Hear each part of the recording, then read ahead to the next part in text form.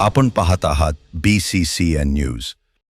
केंद्रीय अर्थसंकल्प म्हणजे शेतकऱ्याच्या जखमेवर मीठ चोळणारा।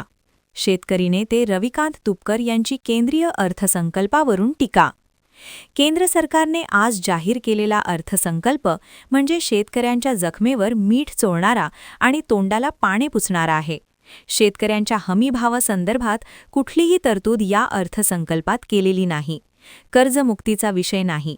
विशिष्ट मतदारांना गोंजारण्यासाठी हा अर्थसंकल्प सादर केल्याचा आरोपही तुपकरांनी यावेळी केला। केंद्र सरकारने आज जो अर्थसंकल्प सादर केला, या अर्थसंकल्पामध्ये शेतकऱ्यांच्या तोंडाला पानं पुसलेली आहेत, किंबहुना शेतकऱ्यांच्या जखमेवर मीठ चोळलेलं आहे। शेतकऱ्यांच्या दृष्टीनं काही ठोस या अर्थसंकल्पामध्ये केल्या गेलेलं नाहीये।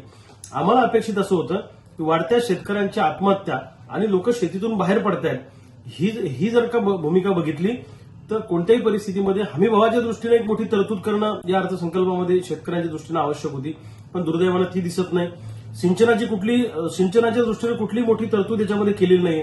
सबसिडी नाहीये, खतांचा विषय नाहीये, फक्त आधुनिक शेती करा आणि उत्पादन वाढवा असं मोघम सरकारने म्हटलंय।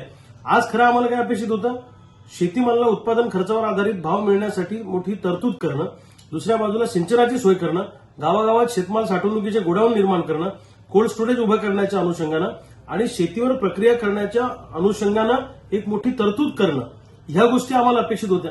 नवीन तंत्रज्ञान इथं आलं पाहिजे, दुसऱ्या बाजूला शेतकऱ्यांना चांगलं मार्केट उपलब्ध झालं पाहिजे आणि शेतकऱ्यांच्या आत्महत्या याच्यामुळे थांबणार आहेत। पण दुर्दैवानं शेतकऱ्यांच्या दृष्टीने या अर्थसंकल्पात काही तरतूद केल्या गेली नाहीये। निव्वळ आणि निव्वळ शेतकऱ्यांच्या तोंडाला पानं पुसली आणि शेतकऱ्यांची दिशाभूल करणारा हा